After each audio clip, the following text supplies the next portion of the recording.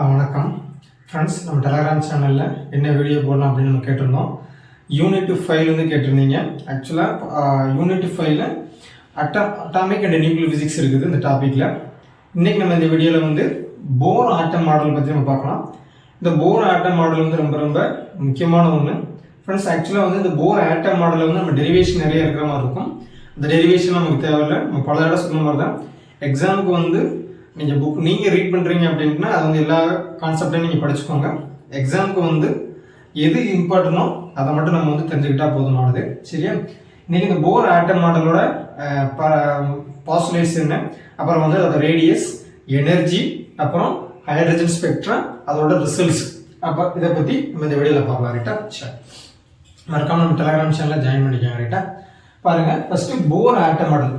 ஆக்சுவலாக நம்ம நிறைய ஆட்டம் மாடல்ஸ் இருக்குது. நம்ம ரொம்ப ஆட்டம்னா என்ன, அதோட மாடல்ஸ் எப்படி வந்துச்சு, எலக்ட்ரான்ஸ் யார் கண்டுபிடிச்சா, இந்த மாதிரி விஷயங்கள்லாம் நம்ம வந்து பேசிக்ஸ் நீங்கள் 12th ஸ்டாண்டர்ட் படிச்சிருப்பீங்க. பட் நமக்கு எக்ஸாம் ஓரியன்டாக நம்ம பார்க்குறதுனால வந்து நான் டேரெக்டாக போர் ஆட்டம் மாடலுக்குள்ளே போயிருந்தேன். ஏன்னா போர் ஆட்டம் மாடலுக்கு வந்து பார்த்தீங்கன்னா அதுக்கு முன்னாடி நிறைய மாடல்ஸ்லாம் வந்துச்சு.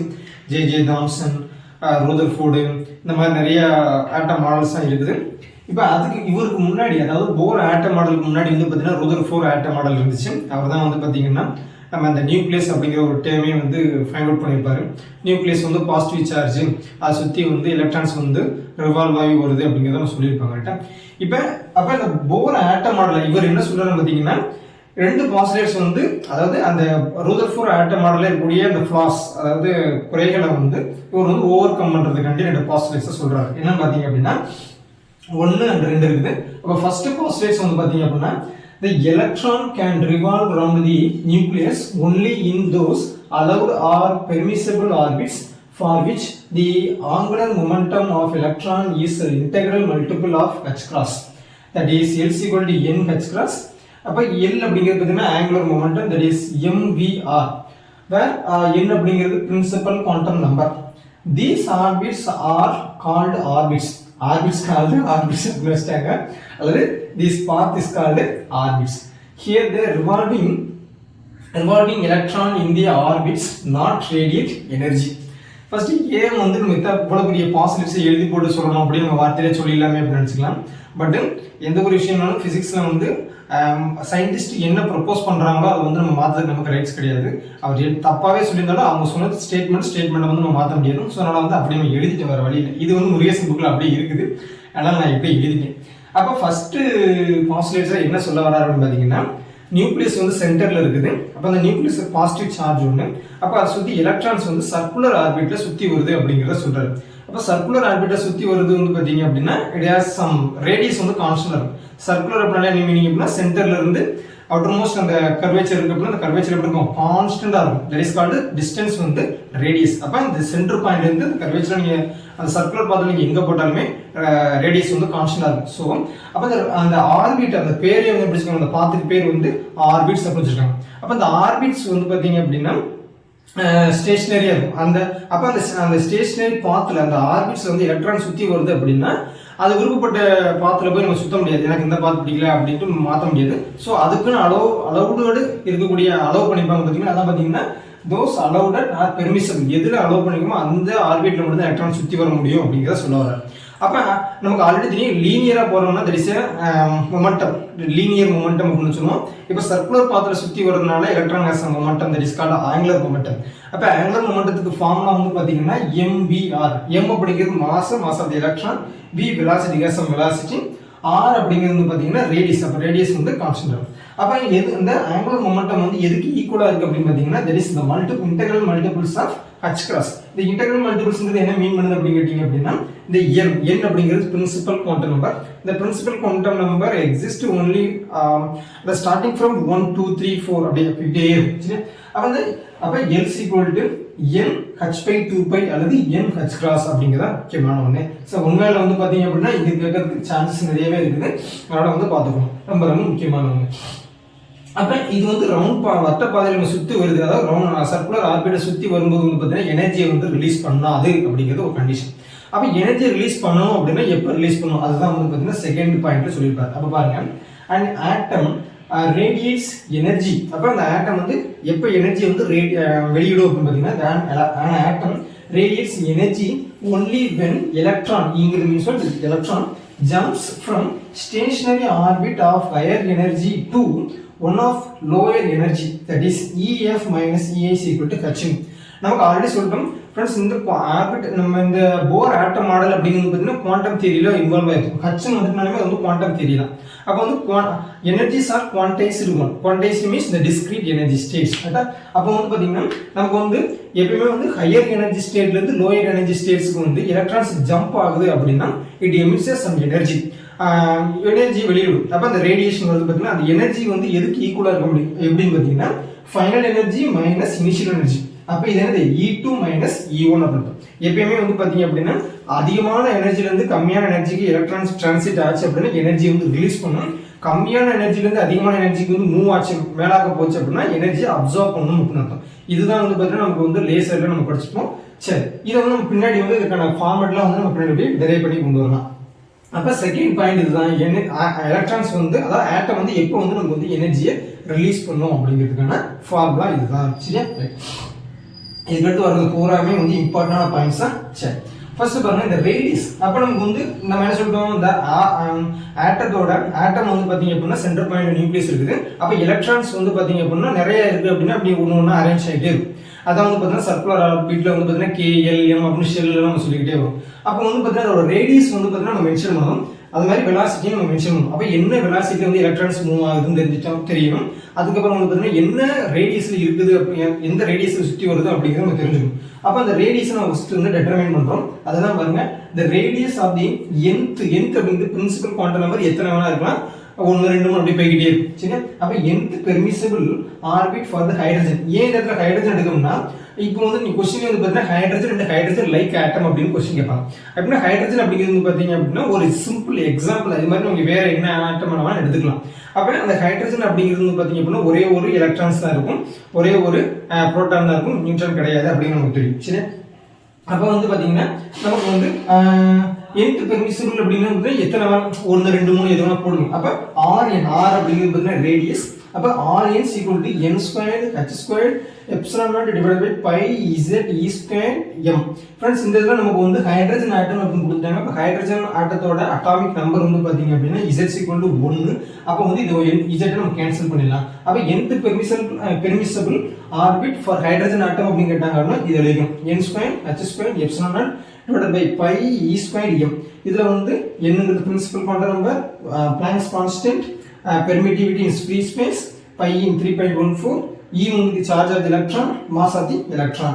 இது எல்லாமே தெரிஞ்சிச்சுன்னா nth பெர்மிசிபிள் பார்த்துக்கலாம். இப்போ n அப்படிங்கிறது பிரின்சிபல் குவாண்டம் நம்பர் 1 2 3 நம்ம போட்டுக்கிட்டே போகலாம். அப்ப r அந்த rn போடுங்க பாத்தீங்களா, இப்போ இந்த n க்கு பதிலா 1 போட்டோம்னா r1 அப்படி கிடைக்கும். அப்ப அந்த r1 போட்டுட்டு நம்ம அந்த வேல்யூஸ் நம்ம சப்ஸ்டிட் பண்ணோம் அப்படின்னு பாத்தீங்கன்னா வெச்சுக்கோங்க, n க்கு பதிலா 1 நம்ம சப்ஸ்டிட் பண்ணோம்னு வெச்சுக்கோங்க, r1 = 0.053 நானோமீட்டர் அப்படின்னு நமக்கு கிடைக்கும். இதுல என்ன தெரியும் பாத்தீங்கன்னா h அப்படிங்கிறது நமக்கு வந்து அதாவது h epsilon not e m எல்லாத்துக்கும் நம்ம வேல்யூ சப்ஸ்டிட்யூட் பண்ணி சிம்பிளிஃபை பண்ணோம் அப்படின்னா r1 = 0.053 நானோமீட்டர் அப்படின்னு கிடைக்கும். फ्रेंड्स இது ரொம்ப ரொம்ப இம்பார்ட்டன்டான ஒரு ஒன்றாடு. இதுல வந்து நமக்கு வந்து நானோமீட்டர்ல கொடுத்துட்டாங்க. இது நீங்க ஆம்ஸ்ட்ராங்ல மாத்தினா கூட கரெக்ட்டா பண்ணணும். 0.53 ஆம்ஸ்ட்ராங் அப்படிங்கிறது நீங்க கரெக்ட்டா போட்டுக்கணும். ஏன்னா இது ரொம்ப ரொம்ப இம்பார்ட்டன்டான ஒன்று.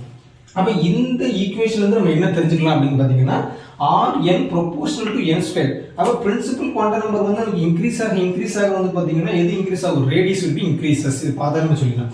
அப்ப இந்த ரேஷியோஸ் வந்து பாத்தீங்கன்னா எப்படி இருக்கும் பாத்தீங்க அப்படின்னா இப்ப R1 R2 R3 அப்படின்னு போட்டுக்கிட்டே போனோம் அப்படின்னா இப்ப 1 1 4 9 16 அப்படி போய்கிட்டே இருக்கும். சரி, இதுதான் ஒரு ஒன்வேர்டு. இதுல ரொம்ப இம்பார்ட்டன்டான ஒன்று.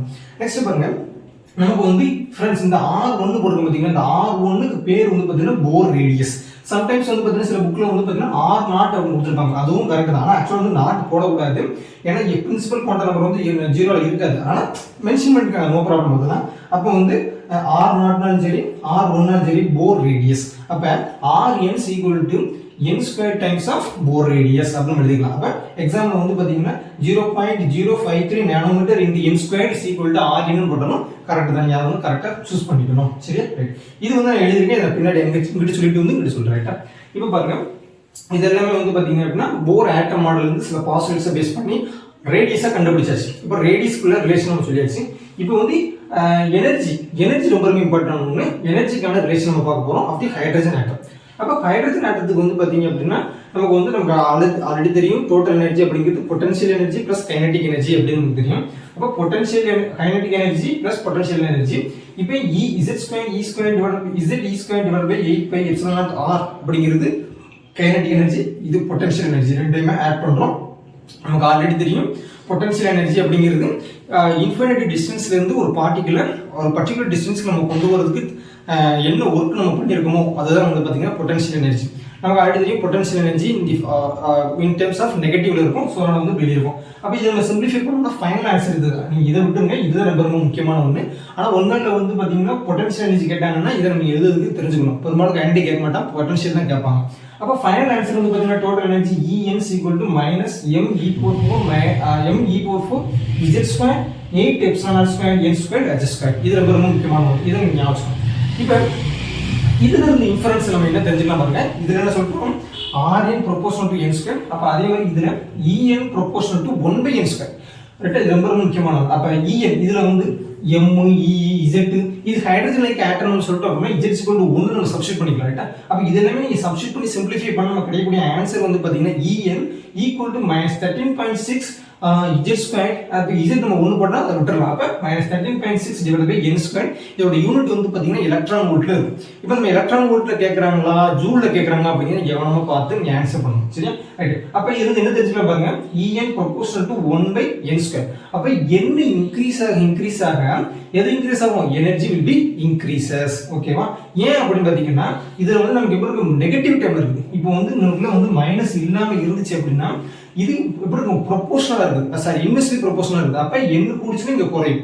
ஆனா இங்க வந்து எப்படி மைனஸ்ல இருக்குது, therefore n increases, energy will be increases அப்படிங்கறதா இருக்கும். சரி, அதான் பாத்தீங்கன்னா இங்க எழுதிருக்கேன் n increases, principal quantum number increase ஆச்சு அப்படின்னா எனர்ஜி வந்து இன்க்ரீஸ் ஆகிட்டே போயிட்டு இருக்கும். அதான் பாருங்க, எனர்ஜி லெவல்ஸ் ஆர் க்ரௌட்னா மேல போக அப்படி நெருக்கிக்கிட்டே வரும். ஏன்னா கீழே வந்து சிறுசா இருக்கும், அதாவது கேப் வந்து பெருசா இருக்கும், மேல போக அந்த கேப் வந்து சுருங்கிக்கிட்டே வரும், நெருக்கமா இருக்கும். ஸோ அதான் வந்து கண்டினியூ இருக்கும். ஆனா வந்து இந்த எனர்ஜிஸ் ஆர் டிஸ்கிரீட் எனர்ஜி அப்படிங்கிறது ரொம்ப இம்பார்ட்டன்டான ஒண்ணு. அப்ப பாருங்க, இந்த லோயஸ்ட் எனர்ஜி லெவல் அல்லது கிரவுண்ட் ஸ்டேட் அல்லது normal state of energy of the hydrogen atom வந்து பாத்தீங்கன்னா E1 = -13.6 electron volt. ஏன் வந்து E1 போட்டோம்னா n = 1 அர்த்தம், 1 ஸ்கொயர் பண்ணாலும் 1 தான் வரும். சோ அதனால வந்து ground state energy of the hydrogen atom வந்து பாத்தீங்க அப்படின்னா -13.6 electron volt அப்படின்னு சொல்லியாச்சு. சரி, இதே நம்ம பார்க்க போறோம். ஆக்சுவலா இந்த ஹைட்ரஜன் ஸ்பெக்ட்ரம் படம் வரையில நான் சொன்னா உங்களுக்கு புரிஞ்சுக்கணும். இப்போ இந்த ஹைட்ரஜன் ஸ்பெக்ட்ரம் வந்து பாத்தீங்க அப்படின்னா வேற ஒண்ணுமே கிடையாது. ஸ்பெக்ட்ரத்தை நம்ம எதை சொல்ல போறோம்னா either லாம்டா அல்லது ஃப்ரீக்வன்சி அல்லது வேவ் நம்பர். அப்ப ஃப்ரீக்வன்சி, வேவ் நம்பர், லாம்டா, அதாவது வேவ் இந்த மூணு கிடைப்பட்ட ரிலேஷன் தான் இந்த எழுதிருக்கீங்க பாருங்க. அப்ப wave number mu bar = 1/λ = μ/c. அதாவது μ/c னாலும் ஓகே தான், 1/λ ஓகே தான், நியூ பார்னாலும் ஒன்று தான். ரைட்டா, ஏன் வந்து நம்ம வந்து ஃப்ரீக்வன்சிலியோ லாம்டாவே சொல்லாம வந்து நம்ம நியூ பார்ல சொல்றோம் அப்படின்னா, நியூ பார்ல எழுதும்போது வந்து நியூமெரிக்கல்ஸ் வந்து பாத்தீங்கன்னா ரொம்ப சிறுசா இருக்கும். இப்போ நீங்க வந்து ஃப்ரீக்வன்சி வந்து 12 மெகாஹெர்ட்ஸ் அப்படிங்கிறது பாத்தீங்கன்னா ரொம்ப பெருசா நம்ம எழுதணும். அது வந்து ரொம்ப தேவையில்லை. ஜஸ்ட் நம்ம கூப்பிடப்பட்ட, அதாவது ஃப்ரீக்வன்சி வெலாசிட்டி ஆஃப் லைட் நம்ம டிவைட் பண்ணோம் அப்படின்னா இந்த சின்ன வேல்யூல நம்ம வந்து சென்டிமீட்டர் இன்வெர்ஸ், நம்ம ஸ்பெக்ட்ரோஸ்கோப்பில படிச்சிருக்கோம், சென்டிமீட்டர் இன்வெர்ஸ், மீட்டர் இன்வெர்ஸ் இந்த மாதிரி சிறுசா வந்துடும். ஸோ சிம்பிளிஃபை பண்றதுக்காண்டி வந்து பாத்தீங்கன்னா நம்ம கிராஃப் எல்லாம் மென்ஷன் பண்றதுக்கு இந்த மாதிரி வேவ் நம்பரை நம்ம வந்து யூஸ் பண்ணுவோம். So wave number mu bar = 1/λ அல்லது = μ/c. அப்ப இதை நம்ம சிம்பிளிஃபை பண்ணா ஆன்சர் கிடைக்குது பாருங்க. இதெல்லாம் டெரைவ் பண்ணி கொண்டு வந்திருக்கோம். ரைட்டா, அப்ப me⁴ / 8ε02 h³ c into 1/n1² - 1/n2². ஏன் வந்துச்சுன்னு பாத்தீங்கன்னா இது வந்து n1 அப்படிங்கிறது வந்து பிரின்சிபல் குவாண்டம் நம்பர், அது கிரவுண்ட், அதாவது ஃபர்ஸ்ட் ஸ்டேட். இது n1 அப்படிங்கிறது நம்ம போட்டோம்னு வச்சுக்கோங்க, 1 போட்டோம் அப்படின்னா இது கிரவுண்ட் ஸ்டேட்.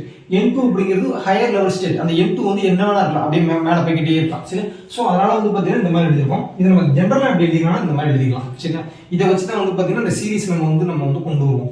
இப்போ இந்த me⁴ / 8ε02 h³ c இதுக்கு பேர் வந்து பாத்தீங்கன்னா R.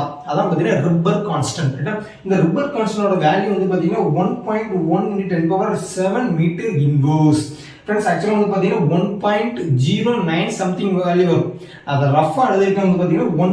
நீங்க எக்ஸாம்ல போய் 1.09 போட்டாலுமே வந்து ஆன்சர் வந்து 1.1 போட்டாலுமே ஆன்சர் கரெக்டாக தான் வரும். ஸோ அதனால வந்து பார்த்தீங்கன்னா 1.1 × 10⁻7 மீட்டர் இன்வர்ஸ் அப்படிங்கிறதா கரெக்டாக வந்து ரப்பர் கான்ஸ்டன்ட். அப்போ இந்த டேர்முக்கு பதில் என்ன பண்ணுங்க, R நம்ம வந்து சப்ஸ்டிட் பண்ணிக்கலாம். அப்போ new mass equal to R into 1/n1 square minus n2 square minus 1/n2 square. இதை பேஸ் பண்ணி இந்த ஃபார்முலா பேஸ் பண்ணி சீரிஸ் எப்படி நம்ம வந்து கிளாசிஃபை பண்ணலாம் அப்படிங்கிறத பார்க்கலாம். இந்த ஹைட்ரஜன் ஆட்டத்தில் வந்து பார்த்தீங்கன்னா 5 ஸ்பெக்ட்ரல் சீரிஸ் இருக்குது. சரியா, அதுக்கு பார்த்தீங்கன்னா லைமன், பால்மர், பாஷன், பிராக்கெட், ஃபண்டு. ஃப்ரெண்ட்ஸ் இதை ஞாபகம் வச்சுக்கிறதுக்கு நான் ஒரு ட்ரிக் வச்சிருக்கேன். என்ன பார்த்தீங்கன்னா ஃபர்ஸ்ட் மட்டும் எப்பயுமே லைன். சரியா, அப்போ லைமன் சீரிஸ்க்கு வந்து பார்த்தீங்கன்னா எல்லை விட துண்டா வச்சுக்கணும். அப்போ செகண்ட் இதை பாருங்க பிபி. அப்போ எப்படி இருக்கலாம், லைமனு, பால்மரு, பாஷனு, பிராக்கெட்டு, ஃபண்டு. அப்போ பிபி இது மட்டும் வரிசை வருது. அந்த 4 மட்டும் இந்த ஆர்டர்ல வரும். இது என்னது, லைமன் சீரிஸ் ஃபர்ஸ்ட் வரும். சரி, அப்போ லைமன் சீரிஸ் எப்போ வரும் அப்படிங்கிறத பாருங்க.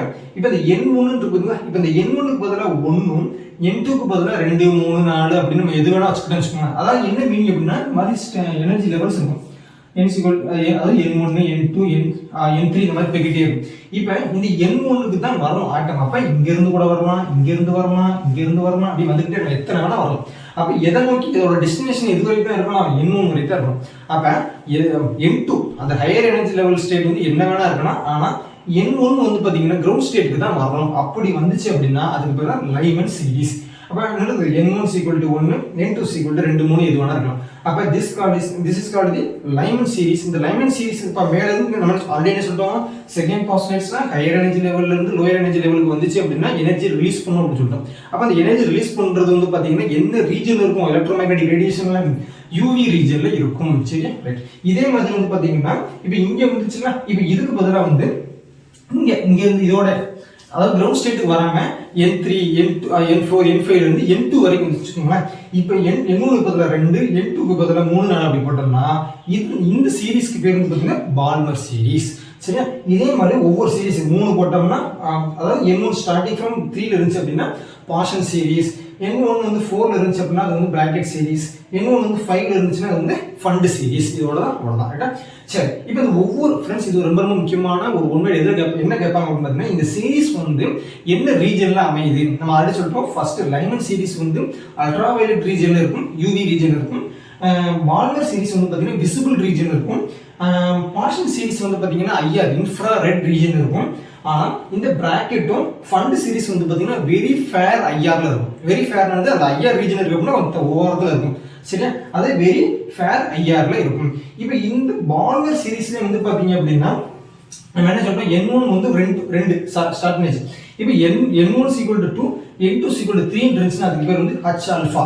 இப்போ n1 = 2, n2 = 4 இருந்துச்சுன்னா வந்து H பீட்டா. அப்போ 5 இருந்துச்சுன்னா அப்படியே போய்கிட்டே இருக்கும். H alpha, H beta, H gamma அப்படியே போய்கிட்டே இருக்கும். இதெல்லாம் வந்து பார்த்தீங்கன்னா செப்பரேட்டா வந்து அந்த பிரிஸ்மாந்த் லாங் அப்படின்னு ஒரு இதில் வரும். அது வேற செப்பரேட்டா அது போயிடும், அது வேண்டாம். அப்போ சிம்பிளா வந்து இவ்வளவுதான் டீடைல். சரி, இப்போ இந்த n1க்கு பதிலாக நம்ம ஒரு 1, 2, 3 அப்படி போட்டுக்கணும்.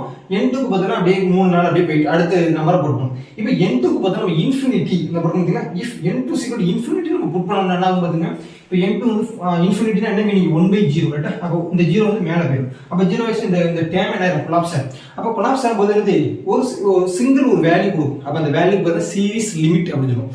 அப்போ இஃப் n2 அதாவது n2 = இன்ஃபினிட்டி நம்ம புட் பண்ணோம்னா கிடைக்கக்கூடிய வேல்யூக்கு பதிலாக சீரிஸ் லிமிட். அது சீரிஸ்க்கு வந்து அவ்வளோதான் லிமிட், அதுக்கு மேலே போகாது, கீழே வராது அப்படிங்கிறது அதற்கான மீனிங். சரி, ரைட். இப்போ இதே மாதிரி வந்து பார்த்தீங்கன்னா இந்த நம்ம என்ன சொல்றோம், இந்த ஆட்டத்தில் ஆர்பிட் வந்து எலக்ட்ரான்ஸ் வந்து ரிவால்வ் ஆகிட்டே இருக்கு, சர்க்குலர் ஆர்பிட். அப்படி ரிவால்வ் ஆகும்போது பார்த்தீங்கன்னா சம் வெலாசிட்டி. அப்போ அந்த வெலாசிட்டிக்கும் அந்த வெலாசிட்டி என்ன சொல்றாங்க, இப்போ r = 1 பொட்டன்ஷியல் இது போர் ரேடியஸ். அப்போ போர் ரேடியஸ்ன்றது n = 1 அர்த்தம். அதே மாதிரி அந்த போர் ஆர்பிட்ல வந்து அதாவது ஃபர்ஸ்ட் ஆர்பிட்ல அதோட எலக்ட்ரானோட வெலாசிட்டி என்ன இருக்கோ அதுக்கும் வெலாசிட்டி ஆஃப் லைட்டுக்கும் டேபிட்ட ரேஷியோ வந்து பார்த்தீங்கன்னா எப்படி இருக்கும், 1/137 இருக்கும். இப்போ அதனால வந்து பார்த்தீங்கன்னா v1 / c = 1/137. அப்ப இந்த 1/137 இருக்குங்களா, which is nothing but a fine structure constant. இது பின்னாடி நம்ம படிப்போம். ரைட்டா, அப்ப இந்த fine structure constant எப்படி எழுதலாம், e² / 2nh epsilon0. அப்ப இந்த n = 1 போட்டு எப்படி எழுதலாம், e² / 2h epsilon0 அப்படிங்கிறது fine structure constant. இந்த இடத்துல வந்து epsilon0 போட்டு வருது फ्रेंड्स. இந்த சம்டைம்ஸ் வந்து பாத்தீங்கன்னா இது ரேடியஸ்ல வச்சு கூட எழுதணும்னா வேற மாதிரியான ஃபார்மட் வரும். அப்ப சிம்பிளா வந்து பாத்தீங்க அப்படின்னா ஃபர்ஸ்ட் ஆர்பிட்ல எலக்ட்ரான் என்ன வேகத்தில் மூவ் ஆகுதோ அதுக்கும் velocity ஆஃப் லைட்டுக்கும் இடைப்பட்ட ரேஷியோ தான் வந்து பாத்தீங்கன்னா fine structure constant that is 1/137. சரியா? ஃப்ரெண்ட்ஸ், இது சந்தேகம் இருந்துச்சுன்னா மறக்காம கமெண்ட் பண்ணுங்க. நெக்ஸ்ட் வீடியோல வேற டாபிக்ல பார்க்கலாம். ரைட்டா? தேங்க்யூ.